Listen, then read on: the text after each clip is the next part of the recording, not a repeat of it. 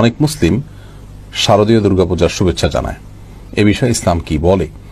শারদীয় দুর্গা পূজা উপলক্ষে বা যে কোনো পূজা উপলক্ষে একজন মুসলিম অন্য কোন ধর্মাবলম্বী হিন্দু ভাই বোনদেরকে বা অন্য যে কোনো ধর্মের মানুষের ধর্মীয় উৎসবে শুভেচ্ছা জানাতে পারে না। এ বিষয়ে আমরা এর আগে বহু বক্তব্যে বলেছি যে এটিকে আমরা অনেকে ধর্মীয় উদারতা হিসেবে দেখি, মূলত এটি হলো ধর্মীয় উদাসীনতা। আপনি যদি মনে করেন যে শিরক এটি অপরাধ এবং আল্লাহ রাব্বুল আলামিন ঘোষিত কোরআনে কারীমের বর্ণনা অনুযায়ী সবচেয়ে বড় অপরাধ, তাহলে সেক্ষেত্রে আপনি কোনো অপরাধ কর্মের জন্য কাউকে শুভেচ্ছা জানাতে পারেন না। এটা আপনার বিশ্বাসের সঙ্গে সঙ্গতিপূর্ণ হয় না, এটা আপনার বিশ্বাসের সঙ্গে যায় না। হ্যাঁ, তিনি তার ধর্ম পালন করছেন, কোরআন প্রত্যেককে যার যার ধর্ম পালন করার স্বাধীনতা দিয়েছে এবং তার ধর্মকে আপনি জোরপূর্বকভাবে তার ধর্মীয় কাজে বাধা দিতে পারেন না, সেটি আরেকটি বিষয়।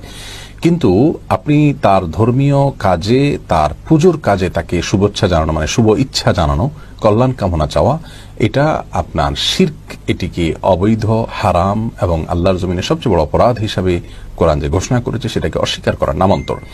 অতএব এইভাবে আমরা কোনো দুর্গা পূজা হোক বা যে কোনো ভিন্ন ধর্মের মানুষের ধর্মীয় উৎসব হোক, সে উপলক্ষে একে অন্যকে আমরা শুভেচ্ছা জানাতে পারি না। আল্লাহ বলেছেন ওয়ালা তাআওয়ানু আলাল ইসমি ওয়াল উদওয়ান, সূরা মায়দার ২ নম্বর আয়াতে আল্লাহ বলেছেন যে তোমরা সীমা লঙ্ঘন এবং পাপের কাজে